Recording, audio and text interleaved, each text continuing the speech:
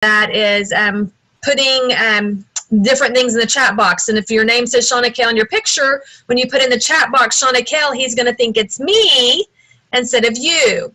So Gary Coxe is somebody that I learned about on the Diamond Chat, and then he actually, one of his people had messaged me, and I was like, hey, let's see what all this is about. I ended up talking to him on the phone, and we got this set up.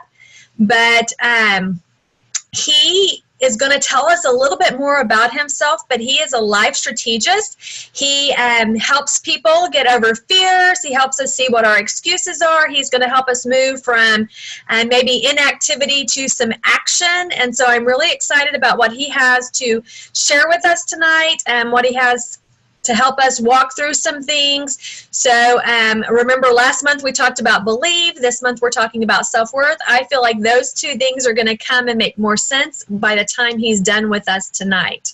So welcome everybody, and I'm going to hand it right on over to Mr. Gary Coxe.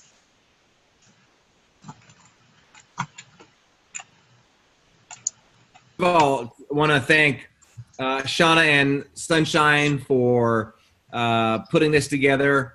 It's not as easy as it may seem. There's a lot of work behind the scenes and planning and scheduling, my schedule and your guys and everything like that. So thanks so much. I'm going to let you understand or know today, tell you right up front, it is not my intention to let you down. And you're going to hear and witness things that I'm hoping that you never have before. And the goal is to get you more results and get you to the next level. You're going to see possibly some transformations and interventions. I'm a regular in one of Dr. Phil's shows, and for the last 3 years, he's brought me on. And one of the things that I do is I take people who have massive challenges, and in one short session, I literally rewire their entire thinking. So there may be a possibility that we may witness some interventions or transformations tonight. So also, in working with anybody, if you have a question, start putting your questions in the chat. Now, understand, if you have a question and you really want me to answer it, I'm going to make sure that I pin you so it's me and you working together, because I could get 10 people with the same question and I will answer each question differently depending on the person's belief system, what they've been through. So that's very important to know. So make sure when you ask a question, you're okay with me pinning you, if you will, and it's going to be you and I working together as if we're actually doing a one-on-one coaching session. So for starters, let me just give you a little bit of a foundation about how we need to think to have more success, and then hopefully that'll start triggering some questions from you, and then we'll take it from there. So after each question, I'll pick somebody, we'll work together for a little bit, and then I'll get maybe Shauna or Sunshine's Young Living take on it, then we'll get the next person and so on. So as I'm continuing to communicate, make sure you throw your questions. And ultimately, to have more success in your business, there's two things that you need to be thinking about. It's the psyche or the mindset. You need to have the right psychology, and then you need to have the right skill set. Now, which one do you think is harder to have? It's the psychology, it's the skill set. Why? Because you have a lot of stuff stuck in your emotional hard drive, and we're going to be talking about that today. So let me share with you, first of all, why is it that you often know what you need to do to get more results, but you can't get yourself to do it? How many of you know what you need to do to lose weight if you got to lose weight? What do you need to do to make more classes? You know, you have to prospect more, do more cold calling, do more follow-up. So if we know all these things, why can't we get ourselves to do what we know? Example. How many of you have ever been to convention, and after convention, you walk away feeling bulletproof, pumped up, ready to take massive action? Everybody here, right? Now, do you know psychologically why that happens? And if you don't, here's the problem with that. If you don't know psychologically why it happens, then when you leave that event and everything starts to crash and you don't feel that feeling of unstoppableness a week later, then if you can't figure it out at the event, you're not going to figure out when it goes down. So to get that answer, you're going to have to purchase one of my books. Just kidding, Shauna. Just kidding. I'm going to give you the answer now. All right, so here it is.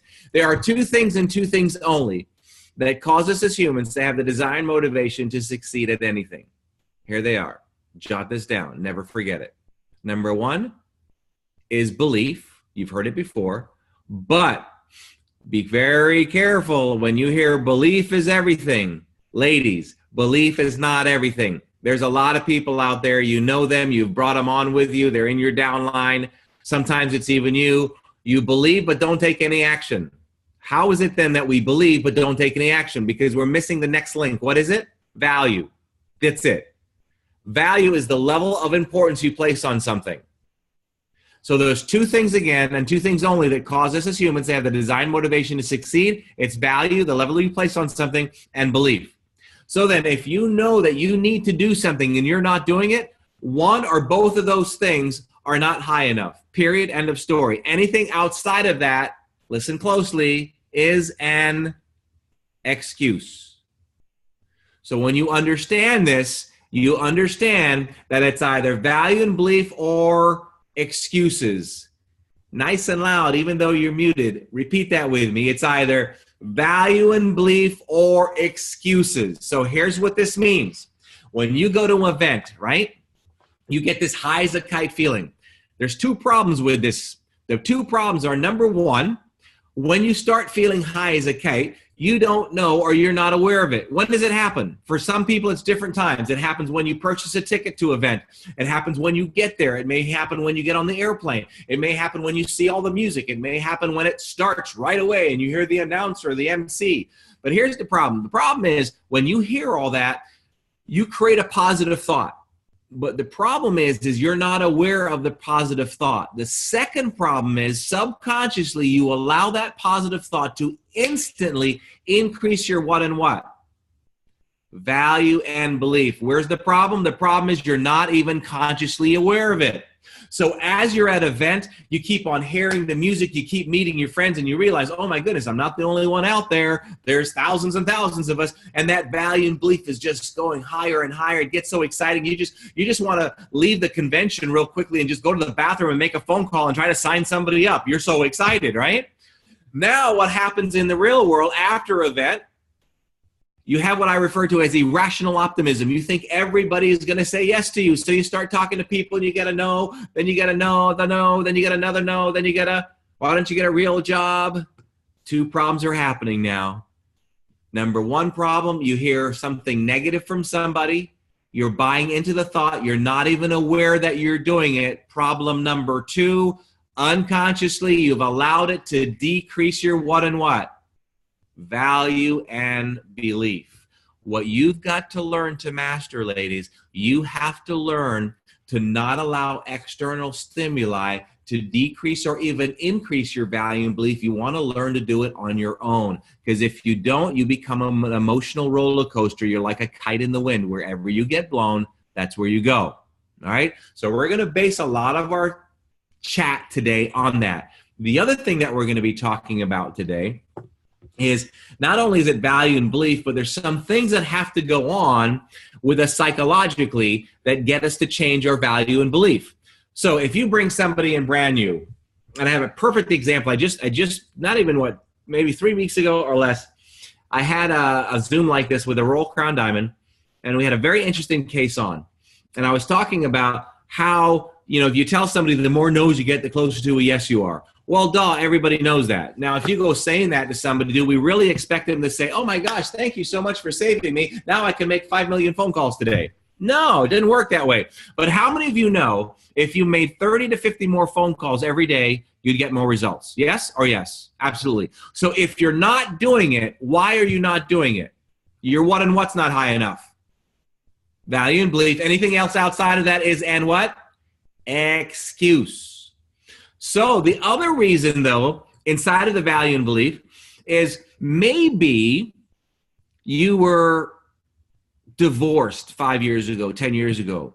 Maybe you were, and I'm going to be very upfront here with you, okay? Maybe some people have been a victim of emotional, physical, or sexual abuse. So let's say something happened to you when you were, well, I'll give you an example. Somebody gets a divorce 10 years ago. When you get a divorce, maybe you don't feel worthy, something is wrong with you, or all the crazy stuff that goes through your head if you've ever experienced that. So now that was obviously very painful. So here's the problem. The problem is we get into business, we start talking to people, and we get this thing called rejection. And now when we get rejection, we have that feeling, that pain of rejection. You know what? Many times that pain that we have is the same pain that triggers all the other pains that we've had for the last 15 or 20 years. How many of you can relate?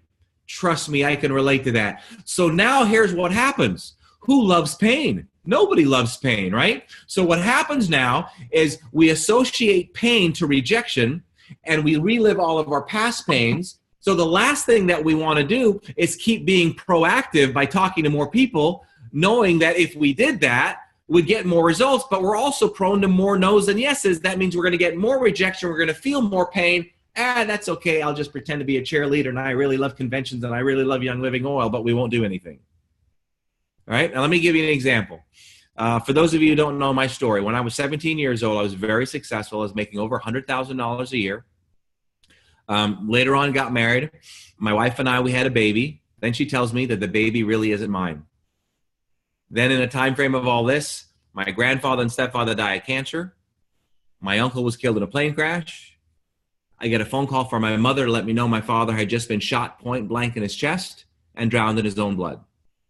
And I could go on and on. All this by the time I was 21 years of age.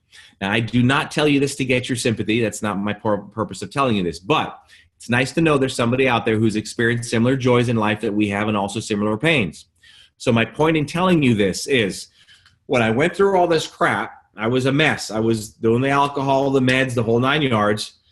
And as I tried to get to the next level, every time I would fail, it would be so painful, and then I would relive all the other failures. It was like, and I created this story. Why can't anything go my way? Because, I mean, hey, it kind of makes sense. I mean, I can validate. I got a lot of crap in my life.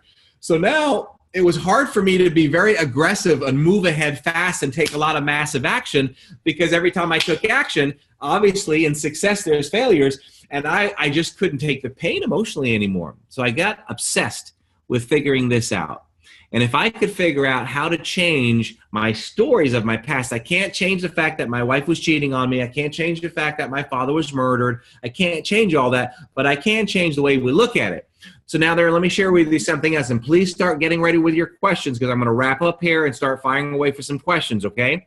So now I had a lot of people say, well, Gary, after I'm, obviously ridiculously depressed, you need to change the way you think. You need to move on. You need to change your story. Well, that's all true, but don't tell me to change my story if you're not going to tell me how. So tonight, I want to show you how. I want to show you how to change your thinking. I'm not just going to tell you change your thinking. I'm going to give you steps on how to do that. Because if I just tell you break through a limitation, well, great. Who doesn't have limitations? Well, that's just not enough. That's just too generic. And with that being said, if I say to you, I can't, and you respond to me, Gary, say you can, and I say I can, but if I don't believe I can, then you know what? I can't. So you've heard this before, and it's not true. Change your story, change your life. Not true. Change your story, believe your story, change your life. So if you tell me I can, when I say I can't, I've changed my story to I can, but if I don't believe it, I still can't. So in this one particular case I was telling you with this RCD, we had a girl that was becoming very successful in Young Living. And then she said, my problem is that, people start, as you climb up the ladder and people are going to start saying things about you. And she said, I noticed people started talking about me, and I just have a hard time moving ahead. Well, the generic answer would be, oh, just don't let those people bother you. It's none of your business, and so forth. Well, great, but you know what happened? She had a story as we got deeper, and the story said when she was 4 years old, she remembers herself being in preschool or kindergarten. When she had something to say, somebody in class made fun of her, and that stuck with her for decades. I had another lady on another call. She said, Gary, I have a problem. I have an alcoholic brother. He just won't leave us alone. I'm trying to have tough love, and it distracts me from my business. The generic answer would be love him from afar, or, you just try to go get him to get help. But, all those things wouldn't have done anything. None of that advice would work. We got deeper, and here's where the problem was. The problem was, her mom had just died not long ago. 3 days before mom died, Mom looked at her and said, she had 3 more brothers and she was the only girl. Mom looked at her on her deathbed and said, please take care of the boys. Now, when Mom died, one of the boys became an alcoholic because he couldn't deal with it. Now she is torn with a story that she believes that by having him in her life and helping him when he no longer can take help, he needs to be put away into rehab or something. She feels that she's guilty now because Mom said, take care of him, so she has to go overboard and compensate and take care of him, and she can't run her own life and her own family. So nothing will change until we change that story. I can sit there till I'm blue in the face and say, love him from afar. Until we change that story that she doesn't believe what her mom said is what her mom said in her mind, nothing will ever change. Okay? So this is the stuff I'm going to be talking about. You'll see problems, and let me tell you something about this. Whatever problems you think you have, and you're going to see this happen tonight, whatever problems you think you have, they're really not the problem. There's always something underlying it. So if you have a fear of rejection, that's not your problem. The problem is you had something happen to you when you were 5 years old, 7 years ago, 2 years ago, or whatever, that somebody beat you up or you got in a situation or a teacher told you like they did me when I was in 10th grade, you'd amount to nothing. And if you buy that story, that's where the rejection is. For example, anxiety. I'm sure most of you have experienced anxiety. So let's say that I'll make something up. Every time I see these glasses, I create anxiety. The glasses don't cause me anxiety. Here's where anxiety comes from. Anxiety comes from a thought that you're thinking about in the future that you don't have any control or you're uncertain about. That's where anxiety comes out. So then if you project a thought in your mind that you don't have control over, you can instantly create anxiety. So if you could take that same process and change the thought of the future where it's something that you can control, and that takes a skill and an art to do, once you learn to figure that out, the anxiety disappears. And so does the medication with it. All right? So that's my foundation. Let's fire away with some questions. I got to see some questions. I'm seeing some very interesting comments, that's for sure. Okay, Kim Hunt, we are going to put you on our hot seat, warm seat. It's really a cold seat, Kim, because nobody's been on it yet. So, Kim, I'm gonna pick on you because you've just been bold enough. And by the way, Kim, can you unmute yourself for me, dear? Number one, I want to applaud Kim for asking a question, and hopefully she's going to let me chit chat with her. Sure. And then also what's really cool about this, you're going to learn so much just from watching me work with Kim that you're going to be able to take from this too. So as I'm working with Kim, I'm going to share with you what I'm doing so you'll be able to apply some of this in your own life. So Kim, what is your question? How do you get rid of the feeling of not being worthy? Okay, so obviously she's very emotional, and I'm going to ask you a question. Instead of just giving her, oh, you know, you're wonderful, you're beautiful, you can do it, we got to figure out where this came from, all right? Because if we don't figure out where the story is and we don't change the story, Kim is going to have this battle all the time. And here's where it gets worse. If we have a feeling of unworthiness, where it gets worse is every time she tries to go to convention, she struggles with, I know I can do it, I know I can do it. Then she comes back into her real world, into the story that she's calling in her head, and she gets this emotion again. And then it just becomes a mental torture. Agreed, Kim? Yes. So, Kim, tell me a little bit about you. How long have you been in the business? How long have you been with Young Living? Young Living, I've been doing 4.5 years. I started the business about a year later, so 3.5 years. And I'm assuming, is it your goal to go full-time? Yes.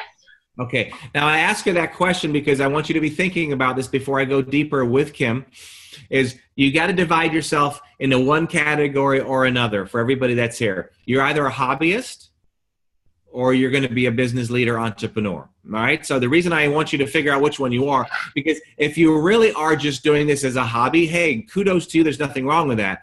But if you're not willing to admit that, you're going to feel guilty all the time because you're going to tell yourself you need to stretch and do this and do that, and you're really not doing it. The real reason you're really not doing it is because you've committed in your mind to really being a hobbyist.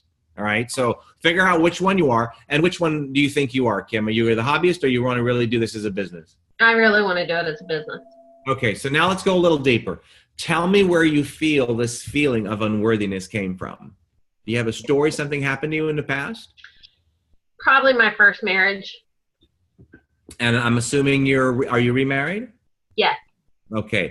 So we hit the nail on the head earlier when I talked about a past divorce. So tell me the story that you created that made you feel unworthy, if you don't mind getting a little personal about it. Would that be okay? Sure. I was married to a guy for 18 years, and he was an alcoholic for about 16 of those years. Wow. And it was a daily, I wasn't good enough. It was all my fault. Everything, that was the line thing, is everything was my fault. Pretty much. I mean, minimal stuff to major stuff. It didn't matter what happened. It was my fault. Okay, so let me stop right there and share with everybody what's going on here. So if she has been programmed to believe that everything is her fault, how do you think this would affect her business? So if something goes wrong and it wasn't her fault, Kim, what are you going to think anyway? It was my fault. And if she always thinks it's always her fault, why keep going forward? Because if every time I go forward and things don't go wrong, it's my fault anyway, so why bother keep trying? Yes, Kim? Yes. All right, pretty much word for word, is it not? Yes. All right.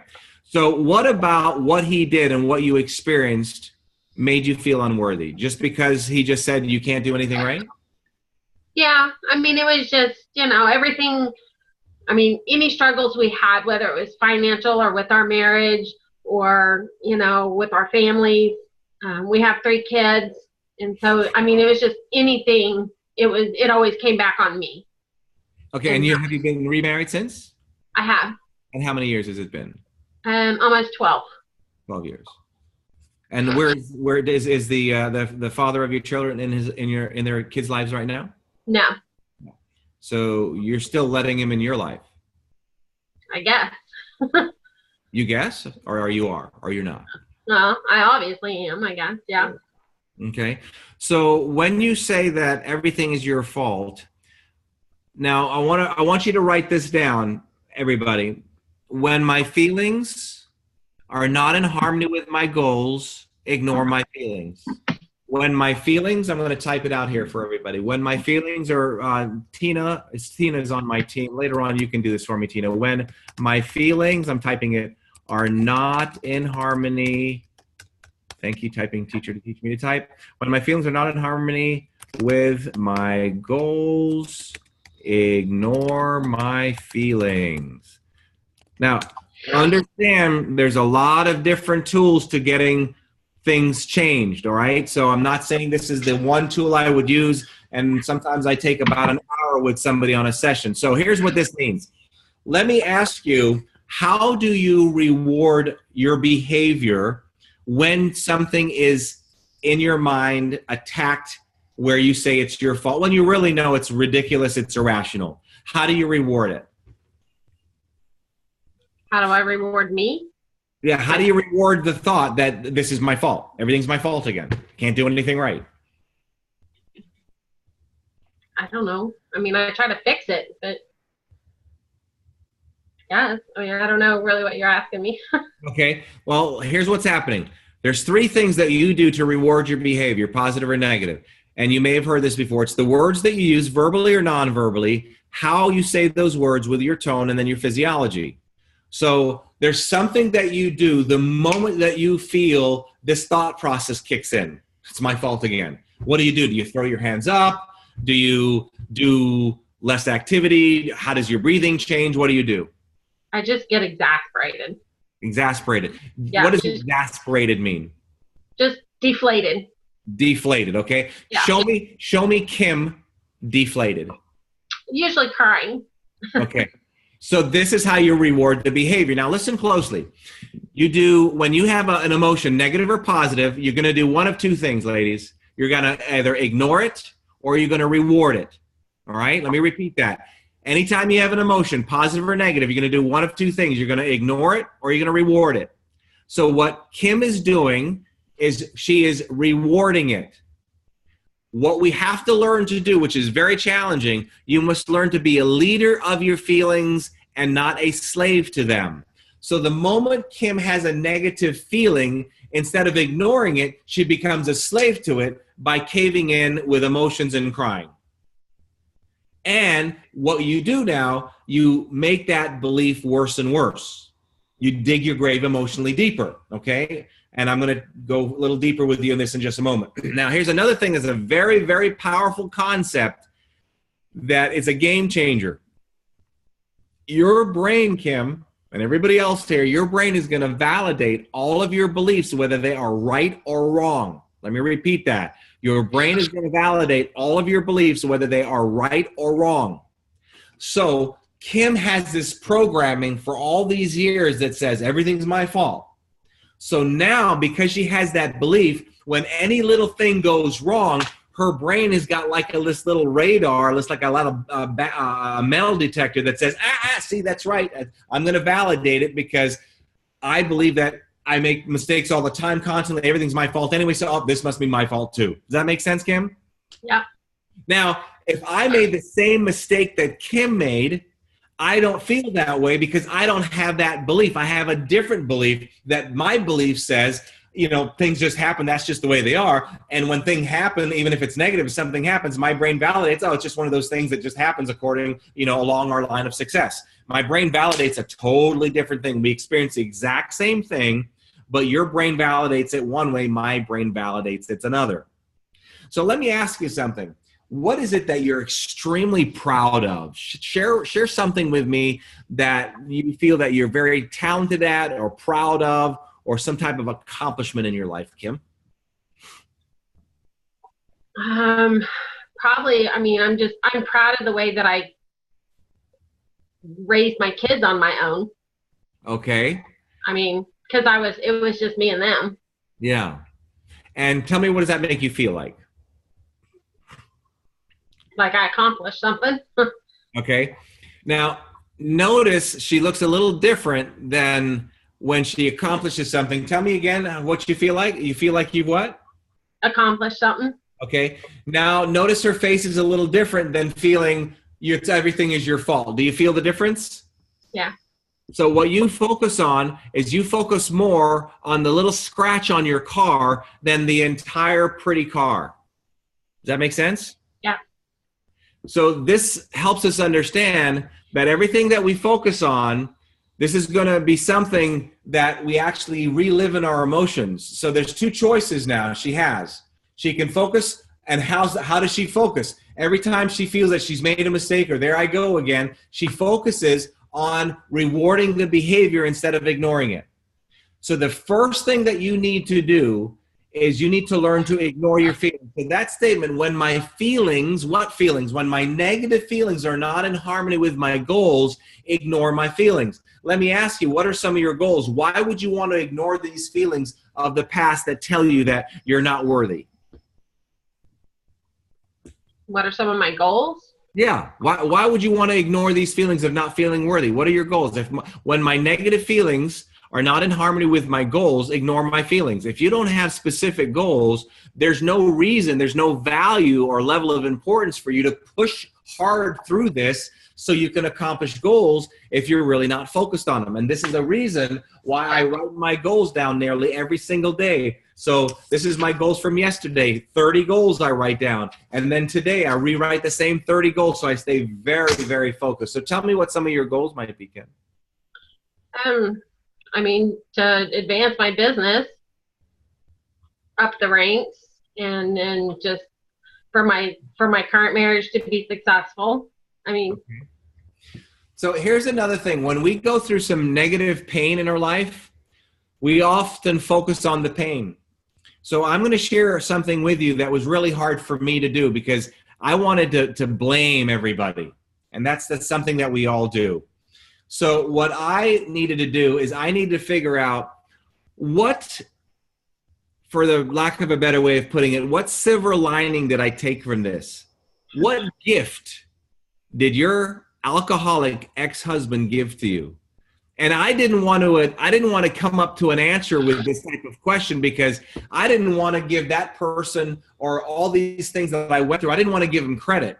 But you know what? If you're going to give him credit for screwing up stuff, how about let's give him some credit for something that you gained from this? So what gift did being put through a relationship with an alcoholic for 16 years, what gift did you get out of this that made you, Kim, resilient Kim, who you are? Because there's a lot of people that would not be able to be where you're at today because they would have caved in. Well, I guess just tenacity to just keep going, keep doing it, do what you got to do. And what do you teach your kids about tenacity, Kim? You got to keep going. I mean, you don't get anywhere easy. You know, I mean, just if it's not easy, you can't just quit. So this is the gift that you're forgetting when the moment you feel that you're not worthy. You're focusing on the other part where you need to be focusing on your gift, the gift that you got out of this.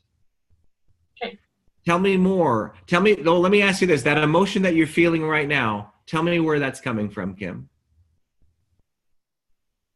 I don't know. I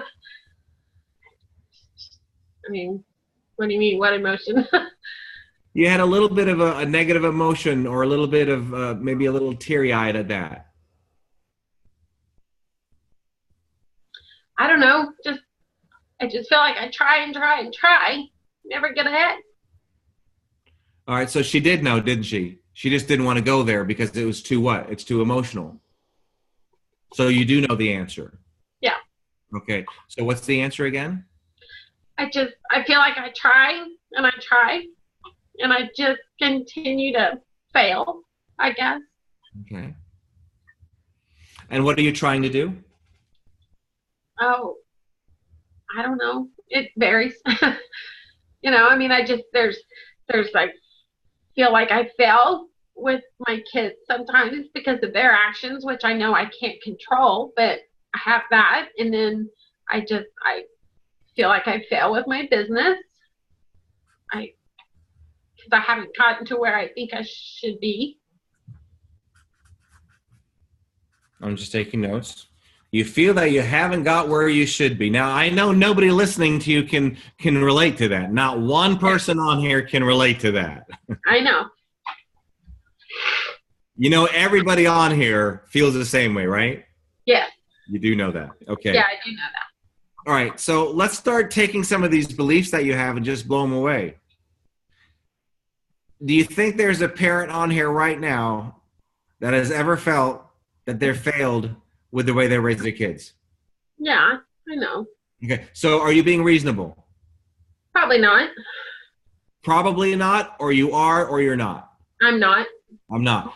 You're not being reasonable. See, the reason I don't want her to say probably, because then her brain will vacillate to, well, I don't know, maybe not. Anytime your brain has two messages, a confused brain does what? Nothing.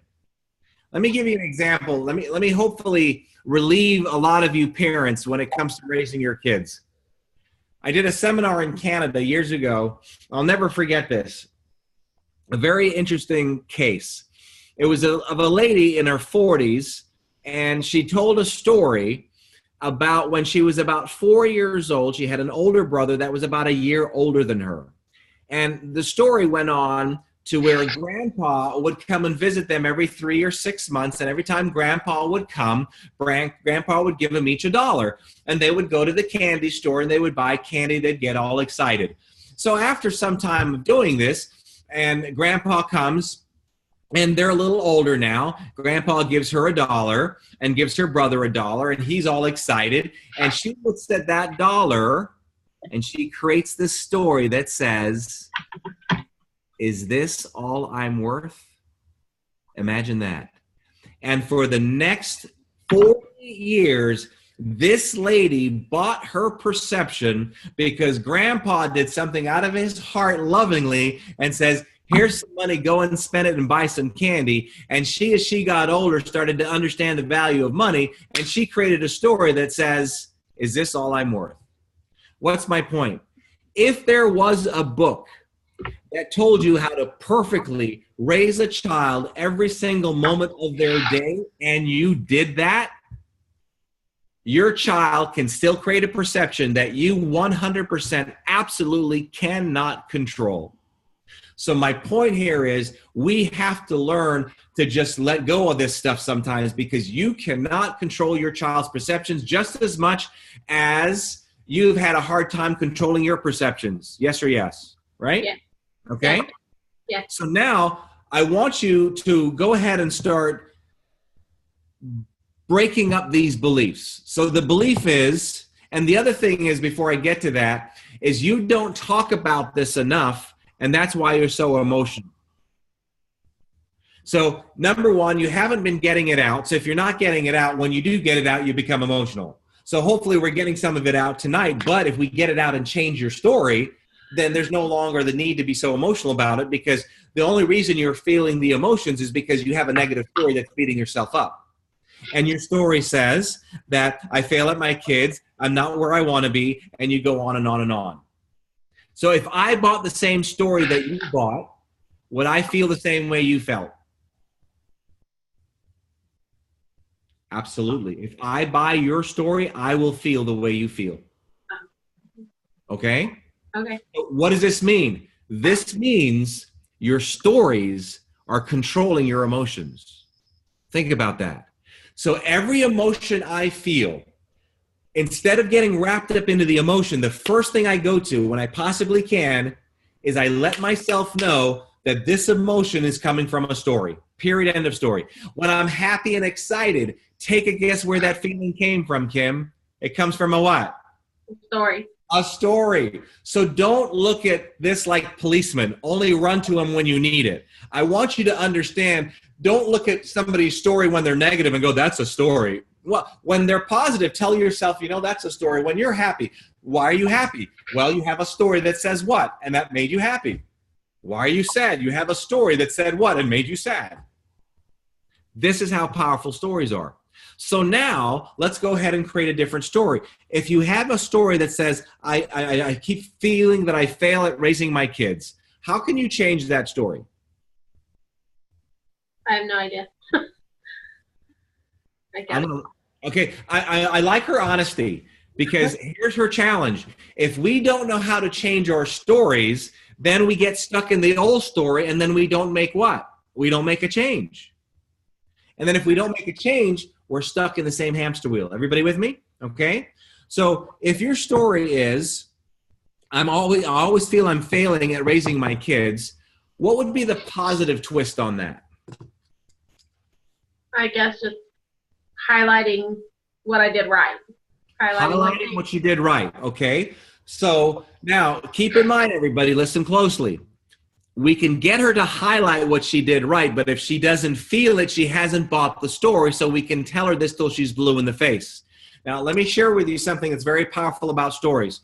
When I go through something negative in my life, I go through an inventory of stories. I make them up, just like what Kim did. Look at the positive things I've done in my child's life. I go through the inventory. Now, how do you know you bought a story, or how do you know you bought a belief? Very, very important. How do you know you bought a belief? Here's the answer. When you say it and you feel it. So then, before this, if I said to you, Kim, on a scale of 1 to 10, 10 being the highest, how often do you feel a lot that you failed at raising your kids? How much do you believe that? It'd be close to a 10, right? Okay. Yeah. How do we know she believes that? Because she says it and she what? You feel it, don't you?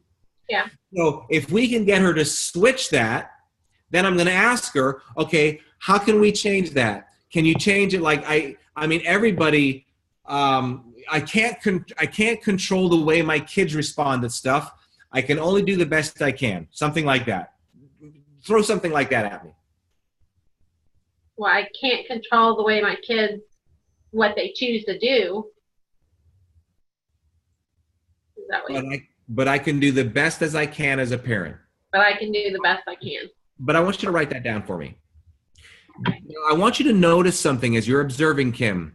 Did you see how difficult it was for her to actually create that new story? Why is that?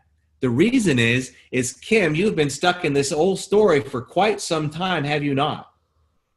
Yeah. It's been such a deep recording for Kim, she can't even see how to make this story different. And this is what happens when we have stuff stuck in our emotional hard drive. And I don't care how many happy, positive affirmation jumping jacks she does about how successful she wants to be in her business. If we don't clean this stuff out, she's not going to keep going forward consistently. Or if she does, she'll take 1 step forward and 10 steps back. Can you relate, Kim? Yes. So what's the new story? I can't control the choices that my kids make, but I can do the best that I can.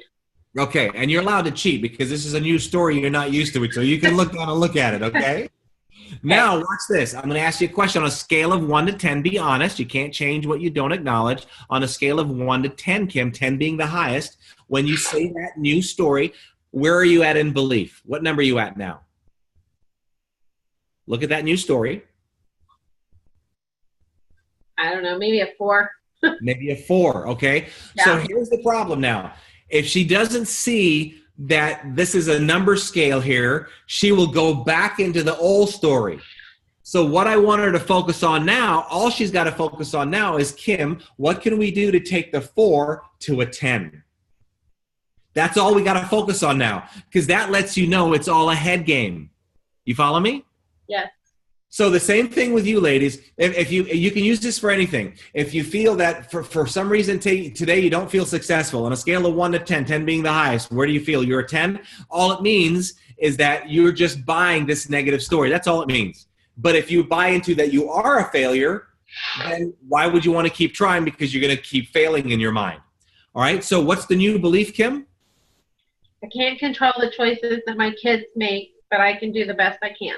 Okay, and then I want you to also add on this list, I want you to add your stories, your gifts that you've got from this. So I want you to put, I'm incredibly tenacious. How has this made you tenacious, Kim? Give me an idea, an example. And ladies, I never know how long I'm going to go with somebody. Sometimes I'll get started and it's 5 minutes. But I'm going here deep so you can see this. Just real quickly, give us a shout out. How many of you are learning something from this, even though you may not have the exact same story? Give us a shout out on the chat. All right, so we got a bunch of memes coming up. All right, amen, amen, so much. So everybody's getting this. So Kim, thank you so much for helping. Okay, so tell me now about the new story. So what's the new story? I can't control the choices that my children make, but I can do the best that I can. Okay, and then what gifts have you received from the pain that your ex-husband has put you through? I'm incredibly tenacious, and I can't even think of any other words. Well, I'll give you 3. Okay. What are your kids' names? Melissa, Chad, and Brayden. 2, 3. Yep. Where'd they come from? Me. And? Their dad. Is that a gift? Yeah. You got to go there. Yeah. See, if you don't go there and you go to the old story, where's your joy? See, ladies, if I were to ask a group of 1,000 people, write down for me your top 3 goals. Let's do that real quickly. Real quickly, I want you to take 10 seconds. Write down 3 goals that are important to you right now.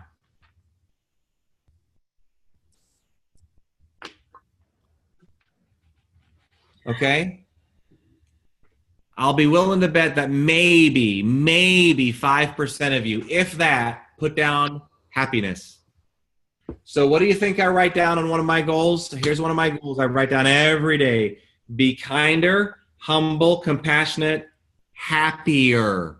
I don't just put happy because I want to put in my mind whatever level I'm at, that's happy. I want to be happier. So this is something I focus on every single day. And when you're a hardcore entrepreneur like I am, let me tell you what, you got a lot of doo-doo thrown at you. And sometimes it's a little challenging to be happy sometimes and joyful. Yes, everybody can agree to that. But if you're not putting this down every day and you're not writing this down, you can get off a course so fast. So now if you're governed by wanting to have more joy and more happiness and fulfillment in your life, and you really have that as a high value, which story will you rather choose? The positive. Yeah, which one is it? I can't control the choices my kids make, but I can do the best that I can. Okay, will that make you feel happier? Yes. What's the other story that makes you feel worse? That it's all my fault. So which one do you want? I want to be happier. Sure. See, when you say it's all your fault, it's really a perception. You ever had, I mean, we've all said this before. This is what I refer to as attitude adjusting statements. Everybody can repeat it with me. If it ain't one thing, it's what, Kim? Another. Another. When it rains, it Pours. pours. Do you say stuff like that, Kim? Oh, yeah. Never, never say it again. Let me tell you why. The moment you say that, Kim, you buy into the perception that it's true. So here's what happens. Your brain is going to validate all of your beliefs, whether they are right or wrong. So if you buy this belief that says, if it ain't one thing, it's another, your brain now is waiting for the next thing. So if you stub your toe, in your mind, you'll make it worse than it really is because your brain is going to validate. See, if it ain't one thing, it's another. Now, the same exact thing can happen to somebody else, and it doesn't bother them. Or maybe, let's say you won $1 million lottery and you stub your toe. It ain't bothering you now because you buy into a perception. Example, if I'm having a bad day, you all can relate to this. If you have a bad day, be very careful because what you're in a negative perceptive state because your friend, your child, your spouse can say something to you that will trigger you and make you more mad, make you more pissed off, when if you were happy 2 hours ago, they said the exact same thing, it would have been no problem for you. So you need to know, be consciously aware when you're in negative perceptive states. And when I am in one, I tell my girlfriend, I tell my team, look, I'm pissed off, bear with me because I'm human like everybody else. And I want you to know I might go overboard on you. It's not my intent. So I'm just letting you know right up front. Okay. Now, I don't say that to get them to walk on eggshells because it's really not their problem. It's my problem. But by me at least acknowledging that, or if I say something to my girlfriend, look, I'm really pissed. I'm just feeling really etchy about everything, and I'm feeling it with you, but it's not your problem. It's my problem. When you can start doing that, then you understand that you have control over your emotions. And this is something you have control over. So when you feel that you can't do anything right, you adopt a negative emotion that in your mind you can't control, and you can. Now, show me a positive emotion. Go to your new belief system and focus on the good things that you've done for your kids and the tenacity that you have. Tell me what that feels like to be tenacious. It feels successful. It feels what? Successful. So you now feel successful by being tenacious. How about that? Yeah. So here's what happens.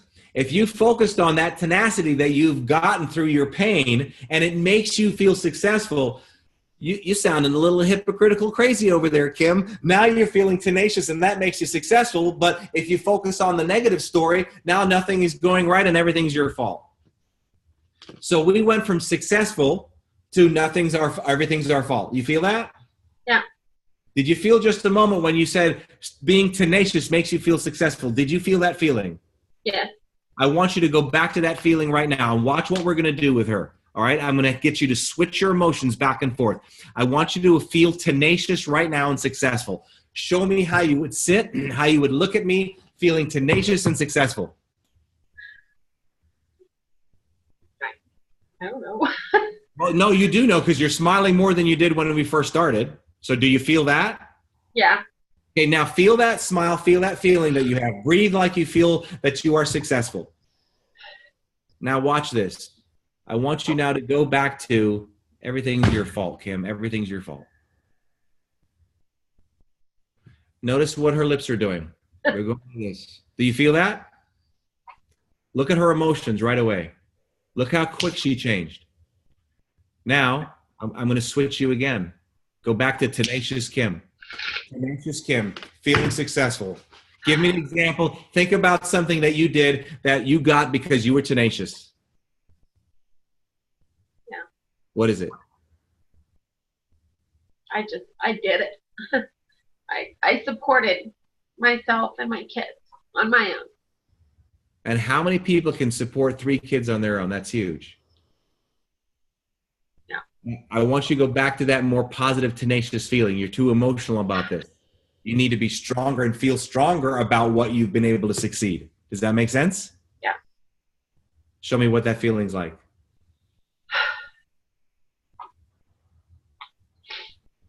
Yeah. I want you to cheat and look at page 2. I mean, sorry, your page in front of you. I want you to cheat and look at your beliefs. Look at your beliefs that you just wrote down. Yeah. Does that make sense? Yeah. On a scale of 1 to 10, 10 being the highest, what number are you at now? Probably a 7 or 8. All right. So in just about 5 or 10 minutes, we went from a 4 to a 7 or an 8. Are we making progress? Yes. Yes. What's the difference? The difference is you're buying a new story and creating a new focus. I'm going to leave you with one last very, very powerful statement. Game changer. Very difficult to master. Extremely difficult to master. If you could master this, it will change your life forever, and here it is. You are made up of your thoughts, but you are not your thoughts. Think about that. You are made up of your thoughts, but you are not your thoughts. A house is made of bricks, but the brick is not a house. They're totally separate. So what happens is because our emotions are so based on the way we think and our physiology, especially in our thought process as well, obviously, what happens now is if you're not consciously aware that these emotions that we're experiencing now are basically coming from our thinking. That's huge. But we don't usually go there. We usually go to, I feel negative, so what do? We just keep on rewarding the negative behavior. We don't even know how to disassociate the fact that, wait a minute, this negative behavior is actually coming from my thought process. Oh my goodness, really? So I want you now to realize, not when it's just negative, like I said earlier, I want you to feel happy and excited, and you go, you know what? This crazy happy feeling is coming from a what? A thought process. So just as much as I can change a happy thought process to a negative one, I can change a negative to a happy. So what I wanted you to do, which we did earlier, I want you to see how quick you can switch from feeling confident and successful because of being tenacious to everything's my fault, I can't do anything right. That's a choice. So when I feel like crap and things don't go my way, because I'm just human like everybody else, the first thing I go to is I do opposite of how I feel. When my negative feelings are not in harmony with my goals, ignore my feelings. How do I ignore my feelings? I do opposite of what it feels like when I feel I can't do anything right and I'm not worthy, etc. Because if I feel I'm not worthy, there's a physiology to go with it. There's an action step to go with it. I make sure I do opposite of that, because if I don't, I'm going to keep rewarding it and I'll never change my behavior. This now lets you know, Kim, that you have control of that. So the next time you feel that you're not worthy, go right away and do opposite of what you do when you feel not worthy. And if you don't do the opposite, you're just going to reward it. Again, for a reminder, every emotion that you have, positive or negative, you're going to do one of two things. You're going to ignore it or you're going to reward it. Okay? Okay. I would go a little longer with you, but do you feel this has helped you? Yeah. Okay. So focus on your new story. And then as we continue with more people, there's going to be more stories as well. And it'll set in even more and even more. Now, the next thing that you need to do, ladies, don't forget, if you're only doing this business enough to hate it, like you're only calling one person a day, then that's not going to be enough for you to break through this. If you don't feel worthy in your business and you're only making one phone call a day, one every other day, and that phone call, typically most of them are going to be no's, then your brain's going to validate. See, it's because I'm not worthy. See, it's because everything's my fault. You can't play that game. All right? Play the game to succeed. Kim, give her a hand, everybody. Thanks for sharing. Awesome, awesome. Thank you. Good job, good job. I'm going to throw it back to you, Miss Shauna. You want to just throw in a little bit on that?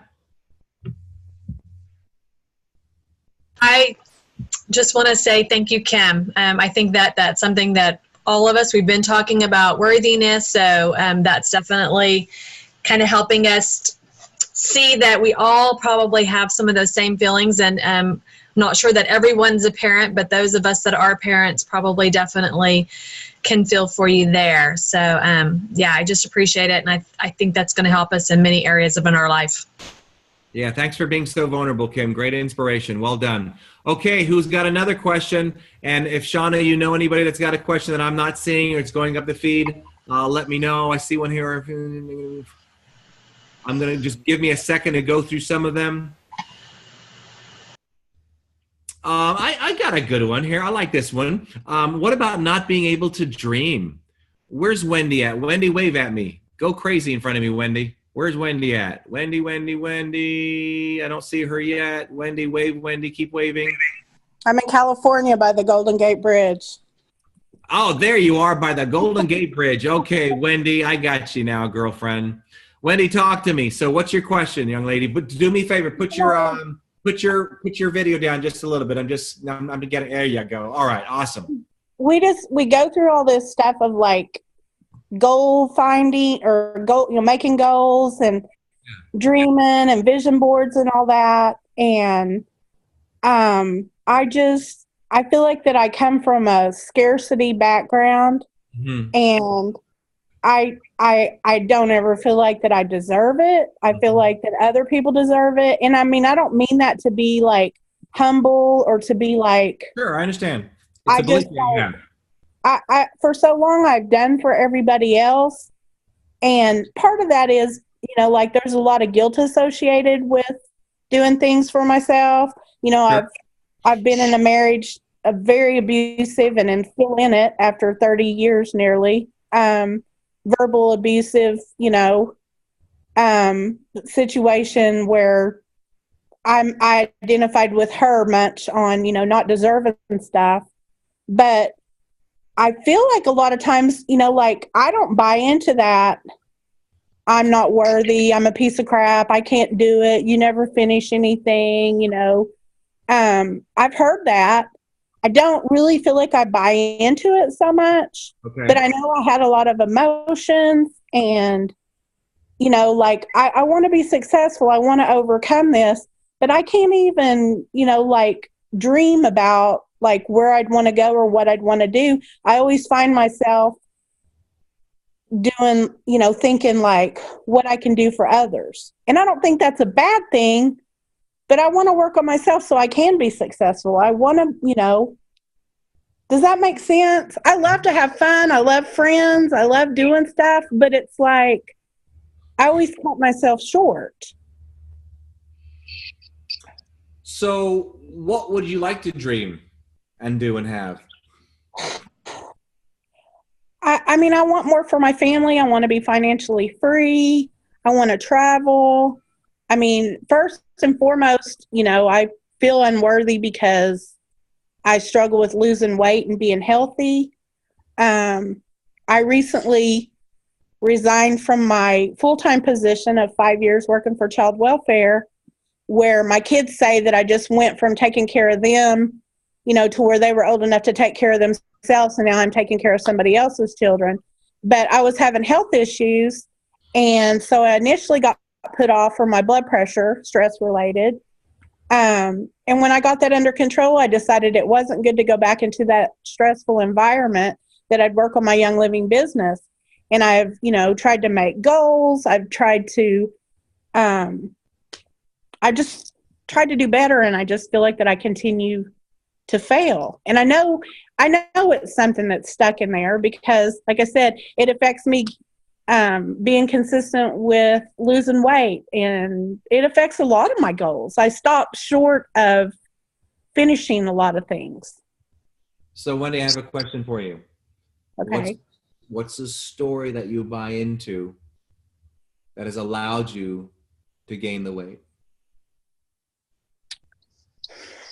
I don't know. I mean, I know that like when I go to talk about a lot of it, like emotions come to the surface, and I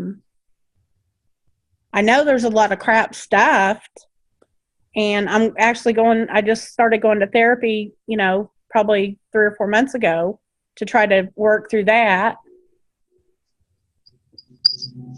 But I don't know how to get it. I mean, I don't quite know how to get it out, like I don't know where to start. I don't know. We have to, I'll just ask you this. Have you been through some trauma in your past? I'm assuming when you were younger?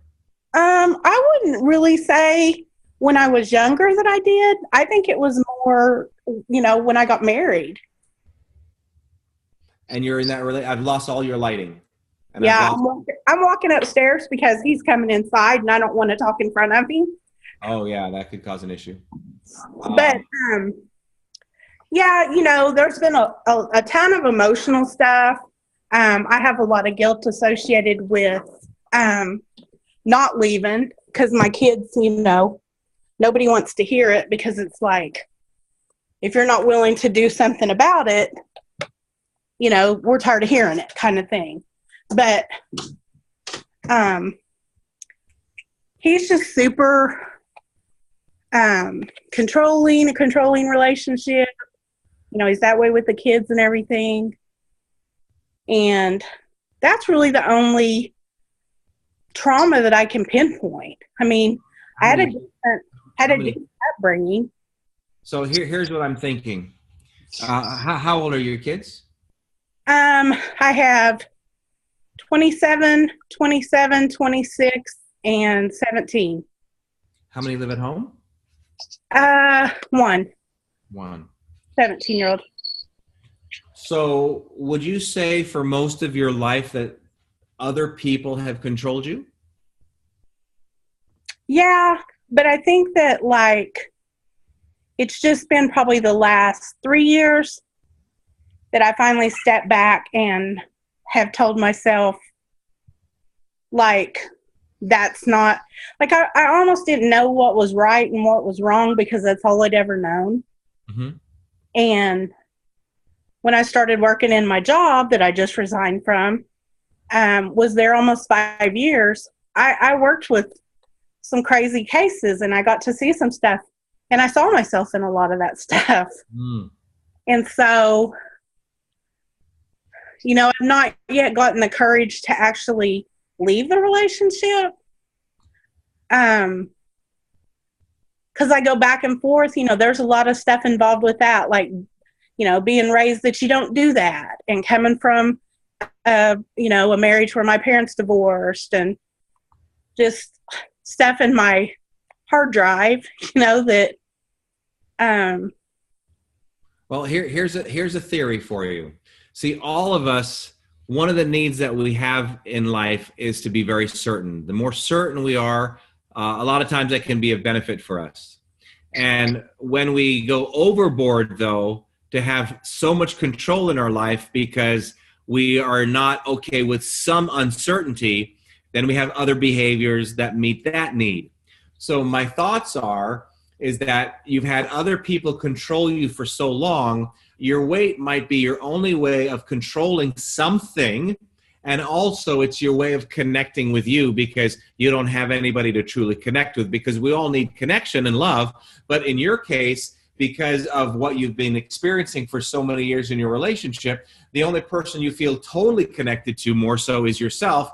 And this is why you probably maybe behave the way you behave. Does any of that make sense? Do you buy some of that?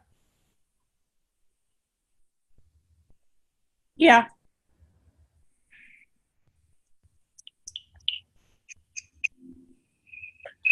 Share with me where that tear is coming from. Because I think that I've come so super independent that, because I've told myself, all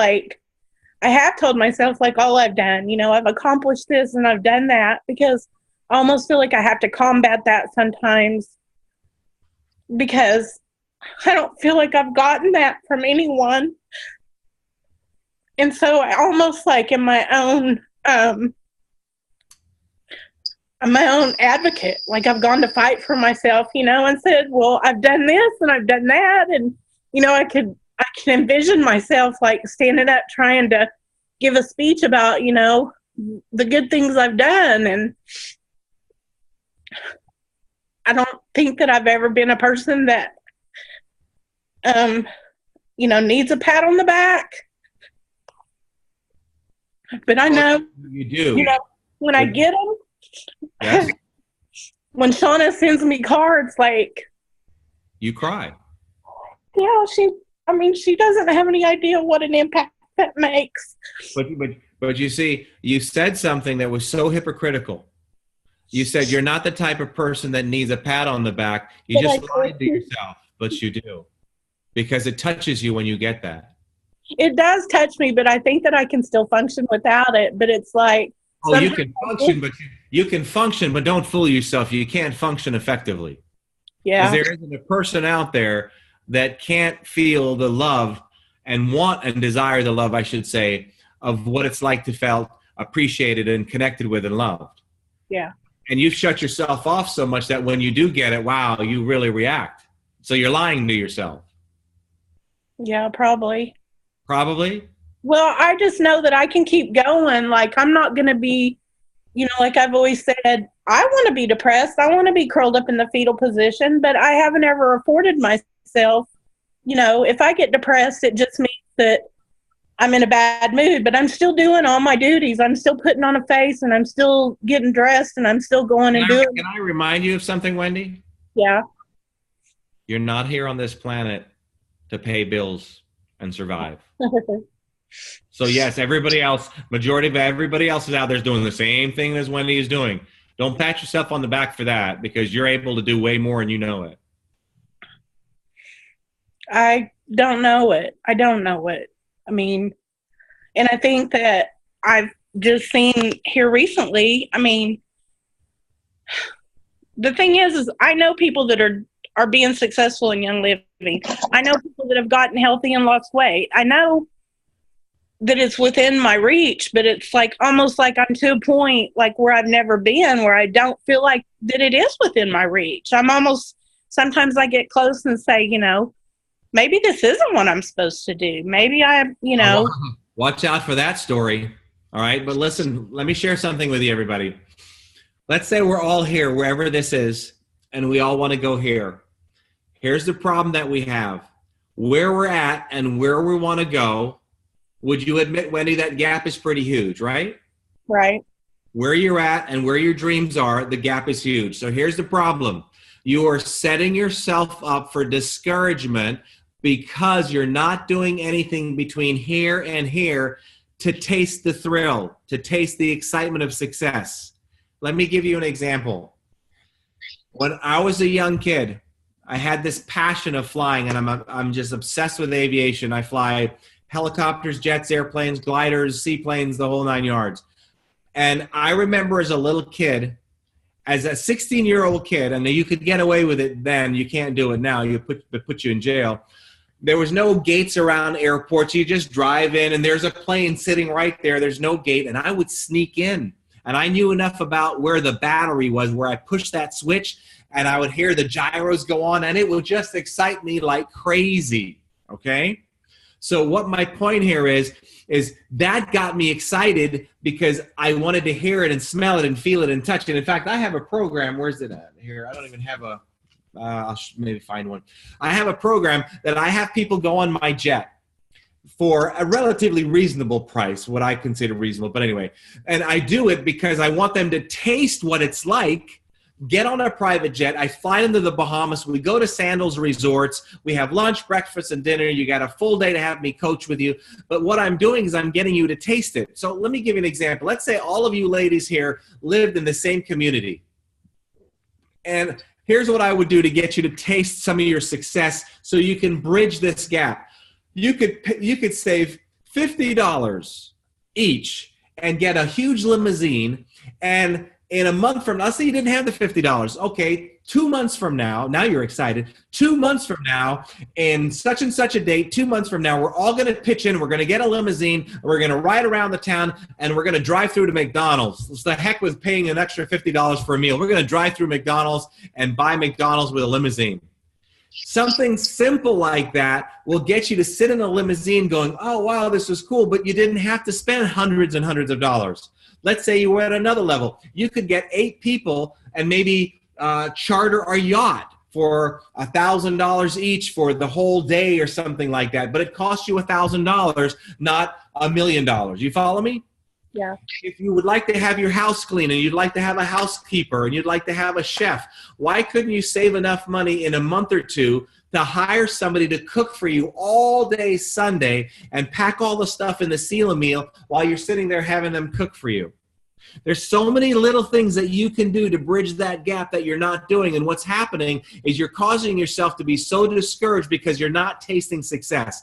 Let's look at a drug addict for a crazy way of illustrating this. When a drug addict gets a fix, that's what you need, ladies. You got to figure out how to get your fix to get you excited. And if you're not here to pay your bills, what you need to do is to take some of your money and go do something fun so you can see there's more to life than just paying your bills. So a drug addict, they get a fix. And what happens when they lose that fix, Wendy? They will do anything, stupid things. Yeah. They'll break into your house. They'll steal from their mama. They'll do whatever it takes so they can get that what again? That fix. In one of my books here, I have a chapter that says you got to have the guts of a burglar.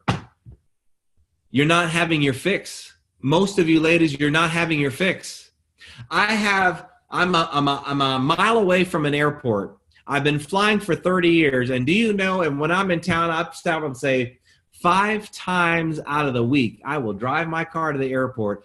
I will get my golf cart out of my hangar. I have 3 airplanes, okay? And I will drive around in my golf cart just to keep myself excited. Is that nuts? What are you doing that costs you very little that's bridging the gap from where you're at to the big dreams that you have? And if you don't have anything to bridge the gap, no wonder you feel your dreams are out of your reach because you're not doing anything enough to taste it. So my question to you is, Wendy, for a small amount of money, what could you do to taste an incredible dream? If you had unlimited money, within reason, a decent amount of money, what would you do with it? What fun thing would you do that's rewarding to you? Probably travel. Where would you go? The beach somewhere.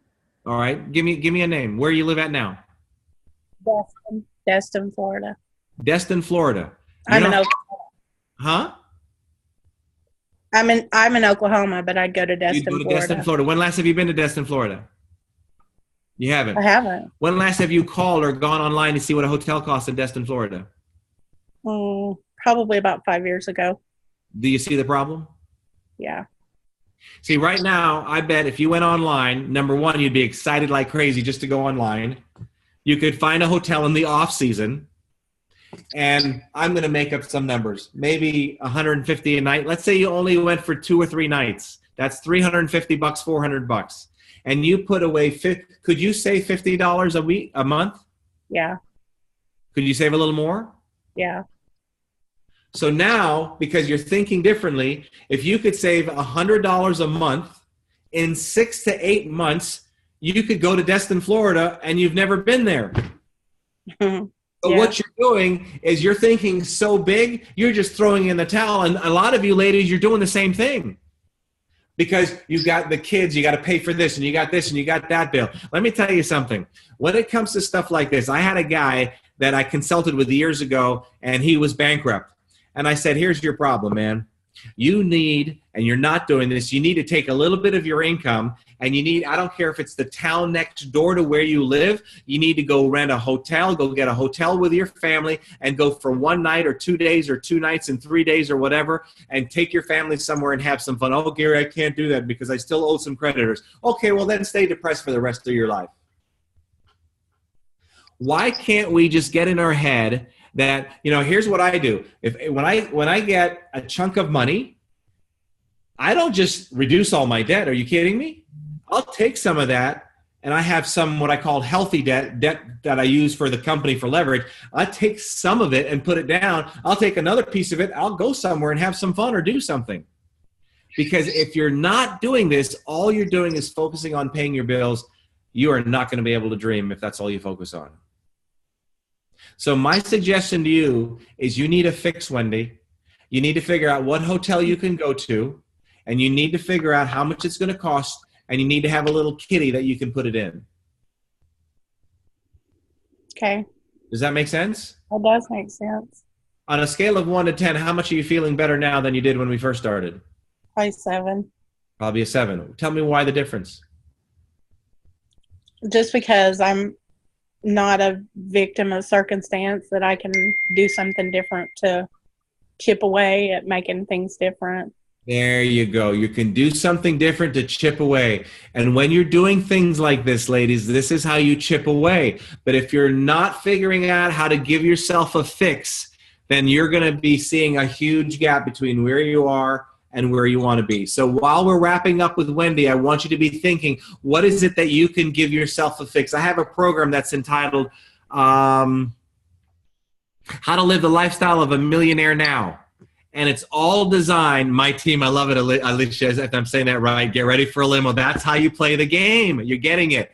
Let's say you don't have anybody cleaning your house regularly. Well, plan a month from now, if you can afford it, or 2 months from now, find somebody that will clean your house. And then when you have your house clean, you're going to go, oh my gosh, I like this. I love this. I want to do this what?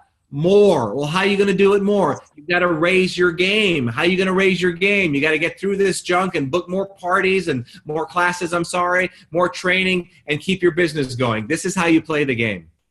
Does that make sense? Wendy, does that help? Yeah, makes sense. I think you have a couple people that'll pitch in with a limo and party with you in Destin. Okay. All right. I could go even deeper with you on the weight part and everything like that, but one of the things I want to wrap up with you on, I think you need to figure out how to connect yourself with people other than just you.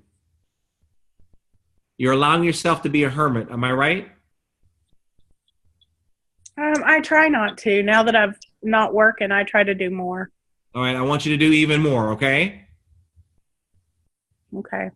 And then maybe we can talk some other time on the weight part. But a lot of times when some of this stuff clicks, another thing will click and another thing will click and so on and so on and so on, okay? But ladies, the moral of the story, figure out what your fix is and go and get it. Wendy, thanks for sharing.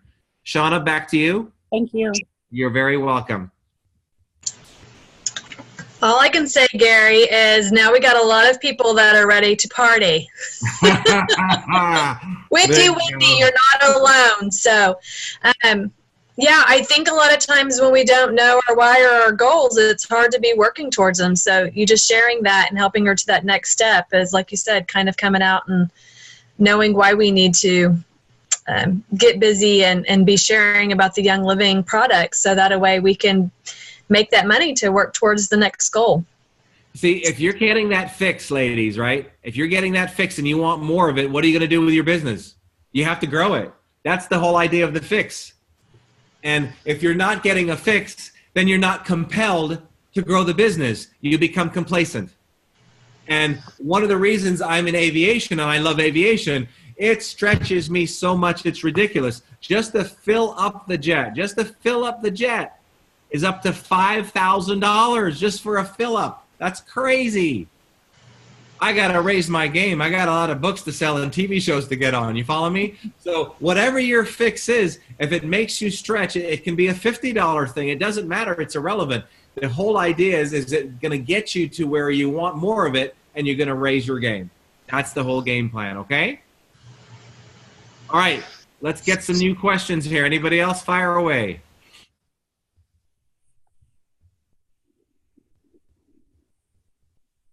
Anybody else? Where we got here? More questions. I'm looking. Fire away some more real quickly. I've got to go up the stream of questions here.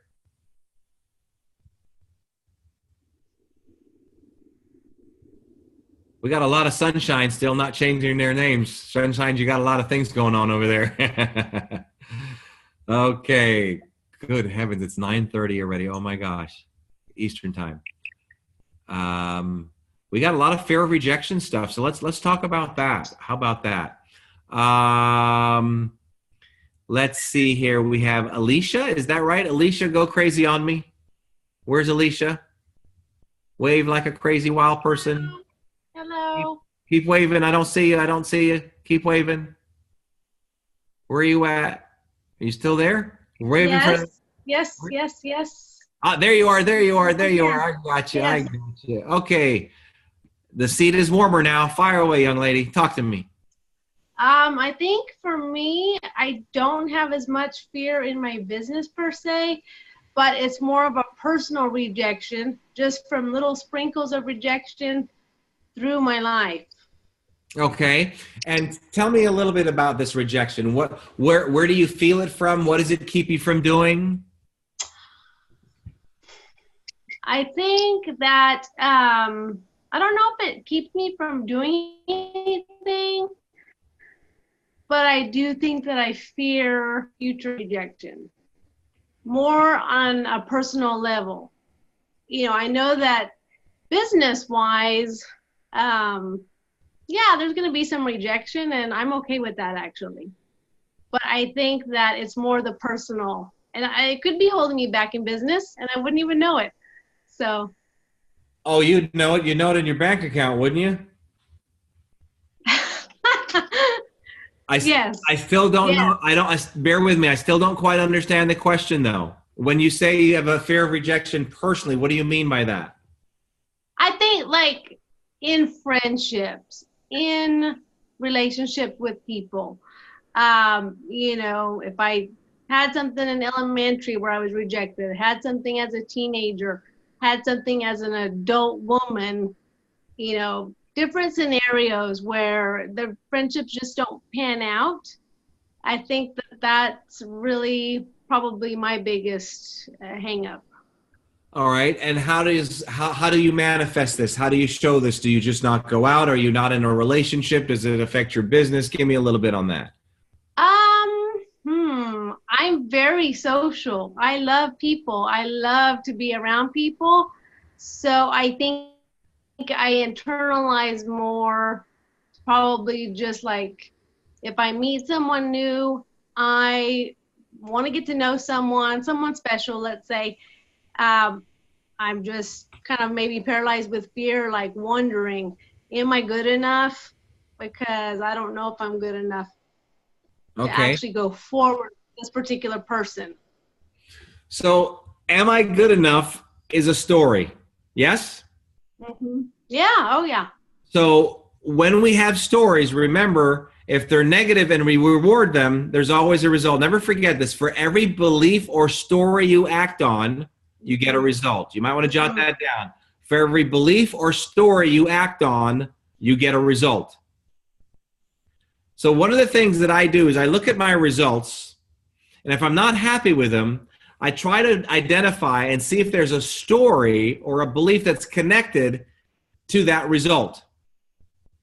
Mm-hmm. So we know then this particular story would be connected to a negative result, yes? Yes. And that story would be what again? I'm not.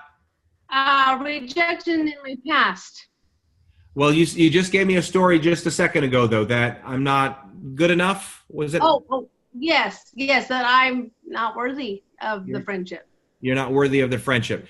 So, number one, that's the story that would identify. Okay. Let me ask you this. I'm going to jot that down so I don't forget. Okay. Is there anything that's happened to you in your past that's made you feel that you're not worthy of a friendship? Did something happen to you that's very memorable that's caused you to feel this way? Oh yes, many times. Okay, so before I go deeper, I have these seminars that I do, and in my seminars I talk about EIC, an emotionally impacted circumstance that creates what I refer to as an EID, an emotionally impacted decision. Many of the decisions that we've made in our life happen because we have an emotionally impacted circumstance. Unfortunately, my niece, her boyfriend, just Sunday committed suicide. So I'm having to work with her because she's flipping out, and I'm being very cautious to figure out if she's not careful, she's got an emotionally impacted circumstance that if she's not careful, it's going to create a negative emotionally impacted decision that could program her for the rest of her life. So my point in sharing this with you, was there an emotionally impacted circumstance that you experienced in your past that's overcompensated or created so much pain that you're carrying that with you now?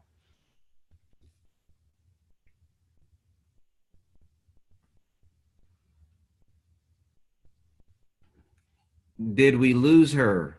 Uh-oh. Everybody, give me a... Okay, you just froze. Go ahead. Okay. I think one of the things that comes to mind is I went on a church retreat, and I was a young teen, but I was not allowed to be part of any of the teen activities because everyone that was in the group was about 2 years older. So me and my friend that I invited, we were not included on anything for the entire weekend. How long ago was that? That was probably 13 or 14. Okay. Now, Age 13, 14. here's something that's interesting. Here we are thinking about how do we grow our business, and we haven't even talked about the business part yet. Yeah. Because these are the things that most of us don't see until we get into a situation where we can, share some of this and talk about this. And this is why this is so important, to learn to figure out what's stuck in your emotional hard drive that we're buying into. Now, here's the other thing that happens. Pronounce your name for me to make sure I have it correctly. Alicia. So what happens now is because Alicia had an EIC, she can tell you who the friend was. She can tell you what she felt like, everything. She created a decision based on that circumstance that I'm not worthy. And now every time, because remember, what's our brain going to do? It's going to validate all our beliefs, whether they're right or wrong. So now when somebody says something, or she thinks somebody's saying something, or she's not included, boom, she goes back to the memory, rewards the behavior, I'm not worthy, and her brain just keeps on digging that emotional grave deeper and deeper and deeper. Yes. Anybody can relate? Mm-hmm. Right? Okay? So now, and I don't want to spend too much time on this because we're running out of time, and we could go on and on. But what would be a news story, and this is not always the fix it, but what would be the news story that you could buy into? Because right away, she doesn't have a new story to counteract the old. Always remember this. If you have a negative belief, if you don't have another belief to counteract it, you will be stuck on the old belief that gives you the same negative result. So for every belief you act on, you get a result. If it's a negative belief, you're going to get a negative result. You need something to counteract it. One of the things that I've used for years is, and I use it every day practically, when my feelings are not in harmony with my goals, ignore my feelings. So what is it that you're doing to reward this fear? Okay. That's hard. Probably doubting myself. How do you doubt yourself?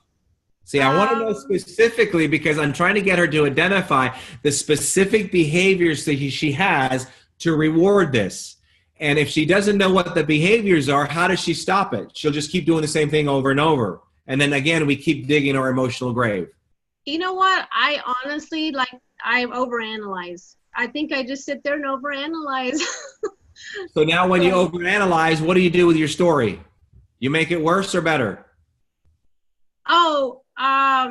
Worse, because I'm thinking about probably not just that rejection, but every other single rejection that I've ever experienced. Exactly. And how else are you rewarding it? How do you reward it physiologically? How do you reward it with your breathing? All those things. What are things, ladies, you've got to understand very, very acutely, be very acutely aware of how you reward negative behaviors. Because if you're not going to be aware of that, you're going to have a hard time changing it. Now, let me tell you a little something before I get her to answer this. When it comes to behaviors with men and women, we're totally different. Women feel first and think second. Men think first and feel second. And that's why there's a lot of this, because men can't put themselves in women's shoes, and women have a hard time putting themselves in men's shoes because they respond differently. So women, if you know that as a woman that you feel first and think second, you've got to figure out how fast can I get in there to interrupt that emotion, because if you don't interrupt it, it will explode and get bigger and bigger. Whereas men, they just think first and go, just get over it. I'm not one of those men, I promise. Okay? So how then are you rewarding that behavior? So you overthink it, and when you overthink it, what is it that you do? Do you Well, take I think action? I'm validating it, and I'm just sitting there, and I guess I'm paralyzed because I'm just sitting there thinking about this. Excellent word. She says she gets paralyzed because she's overthinking it. When a person is paralyzed, do they move forward? Mm-mm. No. So if you weren't paralyzed, how would you move forward to show that you were ignoring this feeling, not rewarding it? What specifically would you do? I would not analyze it at all. I would not give it the time of day. And And how I would wouldn't you? sit there. I would keep moving. I would get up and do something. Excellent. Let me share with you how I got over the feeling of not being worthy, and people, how many of us ever feel sometimes that just people are just talking about us negatively, right? Have you ever been in school and they're talking about you, right? So here's what I learned to do. When I was younger and somebody said, oh, so-and-so said something about you, I go, oh, okay, cool. Now, what did I just do there, Alicia? You actually asked for the truth. Who? No, I didn't. No, I didn't ask for anything. I said, okay. What's the normal person going to do? What's the human tendency to do? What did they say about me? You just blew it when you said that, because now what you're going to do, you're going to feed into the crap. So, and this is what I've learned from being on TV and stuff, which has been a great lesson for me, because you get a lot of haters, right? And what happens is that, like, every time I'm on TV, I just let my team know right off the bat, hey, you don't need to text me all the haters or take a screenshot, because we're just going to have them. So when somebody says, oh, man, somebody bashed you, I go, really, that's cool. And I go, oh, my, who was it? Where is it? Can you send it to me? What social media is it on? Because all I'm doing is I'm rewarding it. And for example, I've seen people that I know are negatively talking about me. But you know what I do? Instead of looking and thinking over there, I just totally turn away, because now I'm breaking the pattern. So if you're not aware of all these behaviors, you're going to get sucked up into it. Yes. Make sense? In Yes. fact, somebody's saying something negative about you right now. Oh, okay. Oh, well. Very good. You got it. You did good. I was only kidding you, but you did well. Very good. Excellent. But see, this is some of the things that we need to do to watch out for our behaviors. I would like to go into this deeper with you, but we're limited on time. But does this help a little bit? Oh, yes. Okay. Yes, because I don't think I even had put together the components that are perpetuating it. Yes, and that's those components, man. They'll just make it. You'll just it, right? We'll take a little something here, a mole, and we'll take it into a mountain and go crazy on it. All right. So, Alicia, thanks for sharing. And Shauna, back to you. Yes, Shauna, back to you. And let's fire away with some more questions. All right, guys, that was great, because I think a lot of people, Alicia, feel that, and it's not the business necessarily that we're dealing with a rejection. It's the fact that we have that in our personal life, and so it affects our business. So thanks for sharing that, because I know you're not the only one. Okay, guys, give him some more questions. What are some of those fears that we're dealing with on a daily basis? Good stuff. Are y'all kind of seeing how this is affecting us with our business?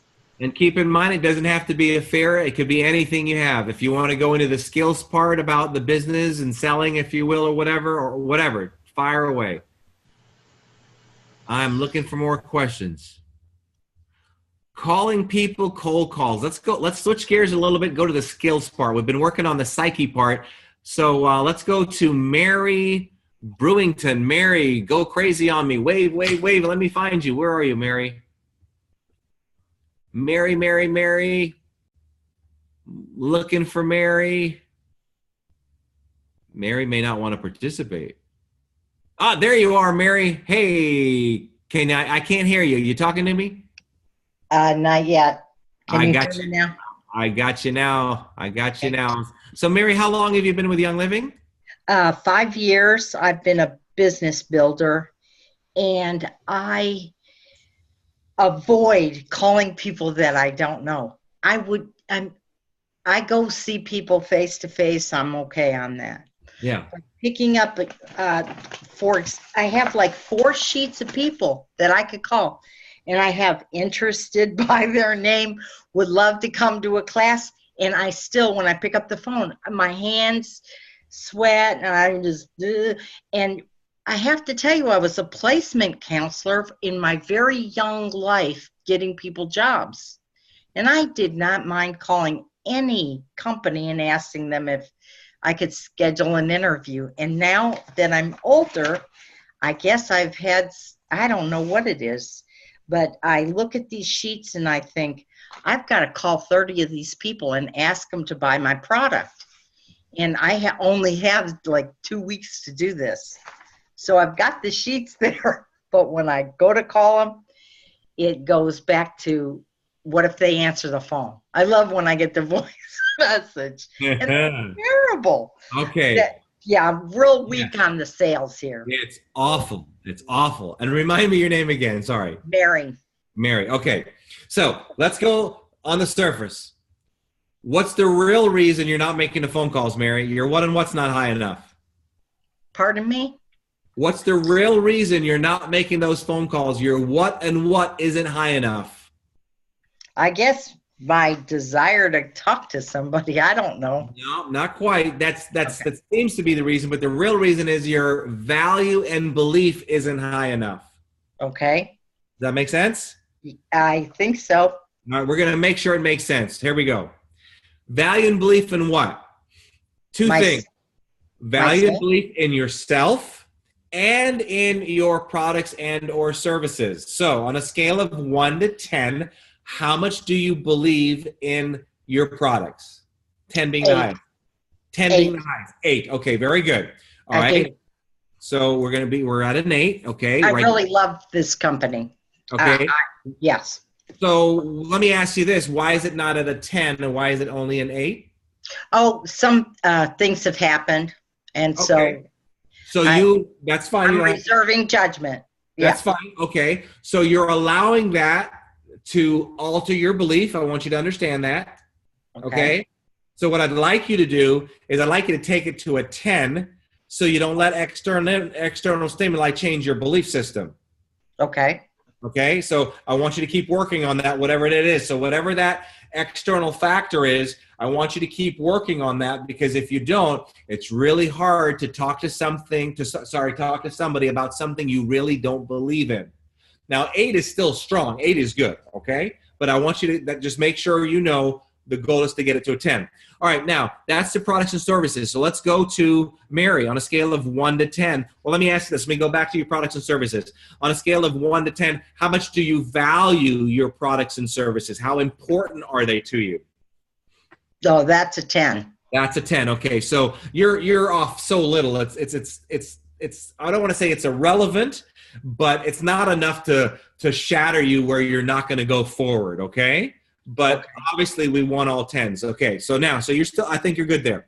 So let's go to Mary personally on a scale of 1 to 10, 10 being the highest.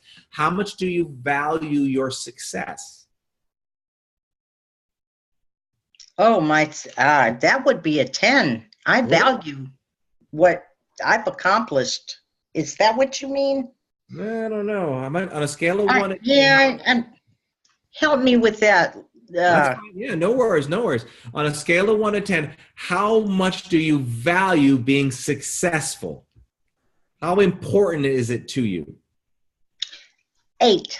An 8, okay? Yes. Now, when we started, we said 10, then you went to an 8. Tell me why the difference, maybe? It was how you said it. Okay, that's fine. Good. Now, the other question is, you personally, how much do you value you on a scale of 1 to 10? 10 being the highest. I'm going to go 7. A 7? Really okay. Solid 6 for sure. Maybe solid, 7. I'll give you a 6.5. How's that? I like it. Okay, 6.5. All right. So where we're at is we have more belief and value in the company products and services than we do in ourselves. Okay? You're not at a 2 or a 1, which is good. Right. So now we've got to figure out, what is your story about calling the people?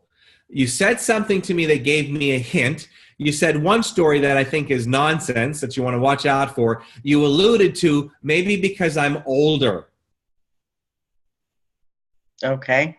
Put that story in the garbage, in the disposal, and turn it on. Okay. What I think it could be is why, and I could be wrong. If I'm wrong, let me know. If I'm right, let me know. When you were younger, but that's not the reason, when you were doing something different, you weren't selling you. You don't take it personally. So you said you did recruiting? Oh, yes. You're right. I was selling them, not me. There you go. You're absolutely right. So now what's happening is here's what we call a misassociation.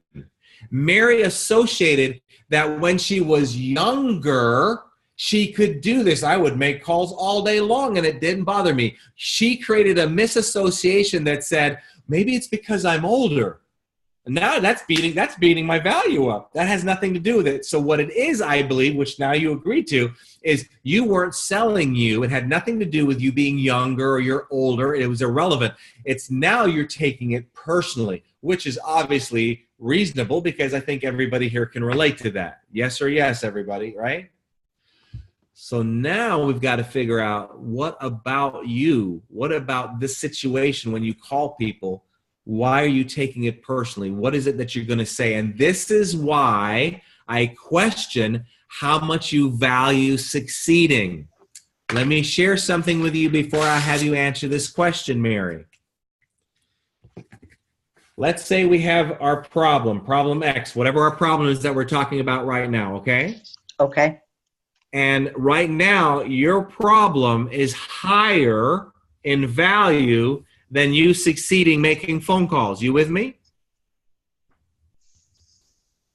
Yes. When this goes here and your value or level of importance of succeeding is higher than this, this will win out. This is why I questioned, how much do you value your success? Right now, you value this more than this. So now I'm going to go in a little deeper. Are you married? Yes. Do you have another job? No, but I have a pension. You have a pension. Does your husband work? No, but he has a nicer pension. He has a nicer pension. So here's the other problem. It is not a must for Mary to succeed right now, because Mary knows if she doesn't make phone calls, they're not going to take her house away, and she's still going to have food in the fridge at the end of the darn week. Yeah, but I want to see my grandkids. They're so important. That's my way to go to them. So now remember, I need to keep their pictures plastered all over. Now you're talking, Mary, because talk is what, Mary? Jake. How's the only way you know what you value? By your what, Mary? Actions. Actions. So if you really say, and this is how I play the mental game, if I really say that my grandkids are higher than this, you're right. You need to plaster your grandkids all over. This is why I start every morning. I've got my weekly goals. I have one specific weekly goal that I focus on all day long. And why I do this is because I need laser focus. So here's what I want you to do now. As you think about making these phone calls, every time you get ready to make these phone calls, you need to remind yourself of why you're doing this. Now, I want you to understand something, everybody. You've heard people say this. Your why needs to make you cry. You got to have a why. Who on here does not have a why? Everybody has a why. When you wake up in the morning, if you got to pee for that moment, that might be your why. But everybody has a why, okay? But why is it that some people succeed more than others? When everybody says the same kind of why, you know, my why is travel, my why is my grandkids, my why is my family. The difference is that some people have a higher value on their why than we do, or we have a higher value on our why than they do. So what you need to do, Mary, you need to have a higher value on your why. Your why is great, but you don't have a high enough value yet, because this is higher than your kids right now, your grandkids. Does that make sense? Yes. Yes. So the next question is, I would go into now the skill part. I would ask you, I'm checking on my time here. I would ask you, how skilled are you at making the phone calls and handling the objections? Not very. Not very. So now, because if we don't have the skills, if you're not careful, you're going to beat up on yourself because you know as well as I do, you're going to end up getting more no's than yeses. Right. But I'm going to go for no. Well, yes. I got to get 30 no's. You're 100% right. But are you able to convert those no's into a yes with the proper closing skills? Now that we're shifting gears a little bit on the skills part, ladies, I want you to write these 4 things down that you must master to be very successful in sales. And I don't care what you want to call this. This is sales, period. Right. Number 1, you must have a filled pipeline. You got to have a lot of people to call. Number 2, you must follow up. Number 3, you must be persistent. And number 4, you must know how to close a sale. On a scale of 1 to 10, I want everybody to do this right now. Be honest with yourself. 10 being the highest. I want you to grade yourself on the on the pipeline. On a scale of 1 to 10, 10 being the highest, how filled is your pipeline? Write it down. Is it a 1? Is it a 10? Is it a 5? Hey, Barry, do you mind sharing what you mean by a filled pipeline? Thank you. Yes. Filled pipeline means, do you have enough leads to call? You got to have a lot of leads. And Mary, bear with me. If you have your leads on a piece of paper, you don't have enough leads, but it's a start. Okay? I need a spreadsheet. Oh, you don't even, you need a CRM. You need a contact resource management software online that you pay like a monthly subscription to, $30 a month, like a Constant Contact or something. If you're really serious about this business, you should have so many leads that when you look at your leads, you go, oh my gosh, I totally forgot about that person. I have, and my team have so many leads, we don't even remember our leads. We have to keep them organized. That's how many leads you want. So if you don't have a filled pipeline, how are you going to fill it? You're going to advertise. You're going to talk more. You're going to call more. You're going to ask for referrals. I mean, we can go on and on. Number 2, follow up. Are you following up? The reason most people... okay, there you go. Yeah. If you're not following up, the reason you're not following up is a story. Here's one of the stories. You call once, you leave a message, they don't call you back. Your story goes, they must not be interested. So if they were, they would call me back. That story causes you not to call again, and you go get another lead, and you think you're persistent, but you're not. 80% of sales are made between the 5th and 12th attempt. So if you're only trying 2 or 3 times, somebody else who's trying 5 to 12 is taking money off your plate. And the reason you're not doing it, if you're not 5 and 12 times, is because you're buying into a story. And every time you attempt, the story gets worse. I'm going to tick these people off. I'm calling them today. I might call them too late at night. What am I going to do? And then that story, is that the story in harmony with your goals? Would that story be in harmony with your goal, Mary? No, it wouldn't. No, so what do you got to do with the story? I got to hype it up. You got to ignore it. Replace it. Get it out of there. You have to learn to ignore your story. Do you know that I've been working to try to get into corporate for 3 years for Young Living? 3 years. You know how many times I've attempted and I finally have a meeting with them? Finally, after 3 years. How many times do you think I've called? Do you think I've sent your corporate people emails or letters or whatever and thought, I'm going to tick these people off? Absolutely I have. But if I reward that story, I will never have gotten my meeting. So you got 2 choices. You're going to be passive and poor, or persistent, and you're going to tick a couple people off. There's no way around that.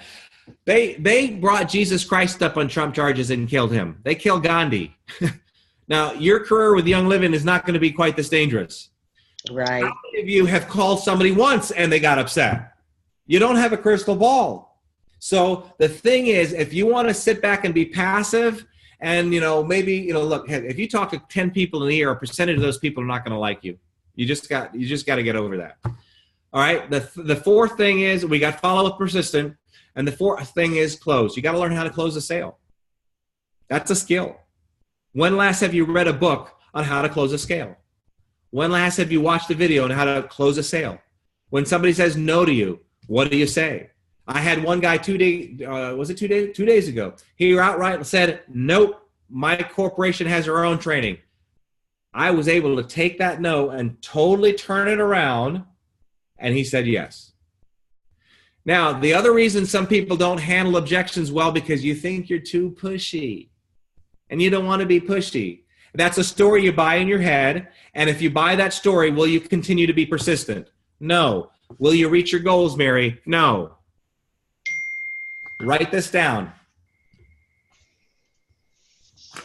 Cost is a concern in the absence of value.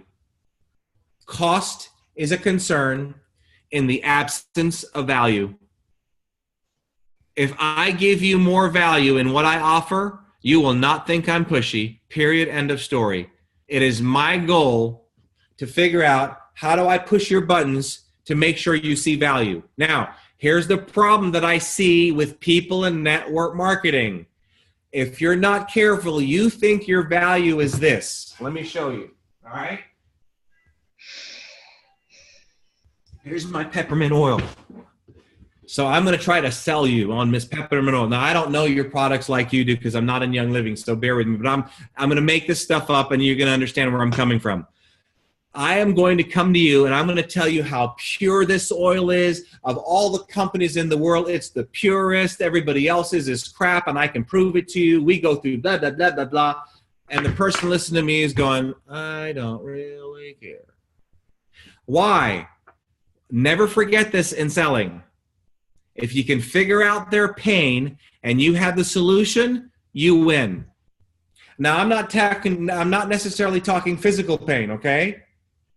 How many of you have been to a convenience store and bought a candy bar? Do you realize that you paid nearly 50 to 100% more for that candy bar than you would have at Walmart or somewhere else? Why did you pay 50 to 100% more? Because it solved a pain for you. What was the pain? You didn't want to drive all the way to Walmart and walk 5 miles into a store or your other grocery store. It was convenient for you, so it solved a problem for you, and you were willing to pay extra for a candy bar and pay an extra 100% more.